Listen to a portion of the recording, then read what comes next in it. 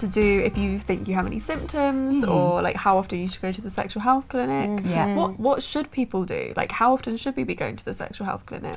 So it depends on, so everybody's different. So it depends on, it depends on who you have sex with, essentially, your sexual orientation, how frequent you have sex and what you do. So what I would suggest is for heterosexuals to screen about every 6 months for chlamydia and gonorrhea, and about once a year for a blood test for HIV and syphilis. Great. Reason being is that if you're, with the blood test, is that if you're a heterosexual living in a country like the UK, HIV is very low, it's a low risk country. So heterosexuals are not a high risk group for things like HIV and syphilis. So about once a year is fine for a blood test for that.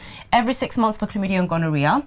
So with a male, that would entail a urine sample, and with a woman, it would entail a vaginal swab or a rectal sample if you have anal sex as well. So let's say you have sex with somebody today and you think, okay, right, we didn't reach protection and I'm worried about an STI. The minute you think, oh God, I think I might have an infection, I think I put myself at risk, the first thing you think is, right, I'm gonna go to the clinic, which is good, and it's good, but it does take a certain length of time for each infection to be detected on a test. Are there always symptoms as well?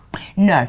So this is why I always say, if you do have a swab every 6 months, even if, let's say, you tested positive for chlamydia, we'll know that you've not had it for more than 6 months if you're doing it regularly. Yeah. With women, we can actually have infections like chlamydia and gonorrhea for a lot longer without any symptoms, unlike men. So men are more likely to present with symptoms like pain passing urine, discharge, sort of an irritation, whereas with women, because our vaginas are very special and very magical, we can Thank you. Yes, the look after.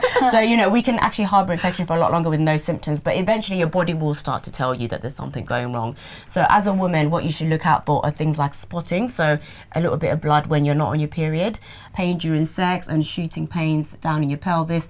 They could be indications of something like PID. Yes. Pelvic inflammatory disease, which is quite common. That's just women, right? Yes. Just so I got that clear. Yes, that's right.